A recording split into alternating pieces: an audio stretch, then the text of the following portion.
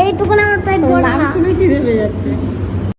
এত কিছুর মধ্যে থেকে আমরা অর্ডার দিয়েছিলাম প্রথমেই একটা নন স্পাইসি ফ্রেঞ্চ ফ্রাইস, আর আমাদের জন্য নিয়েছিলাম একটা চিকেন পিৎজা, একটা গ্রিল চিকেন সিজলার, সাথে ছিল hazelnut cappuccino, cold coffee with ice cream, cold crunchy coffee, chocolate shake আবারও মিশুকের জন্য, আর একটা ফ্র্যাপে।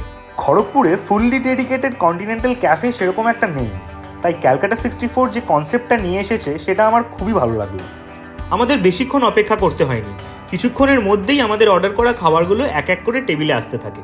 ক্যালকাটা 64-এর খাবার নিয়ে তো নতুন করে কিছু বলার নেই, প্রথম থেকেই এদের কোয়ান্টিটি এবং কোয়ালিটির বেশ সুনাম রয়েছে। এই আউটলেটেও সেটি একই রকমভাবে বজায় রয়েছে।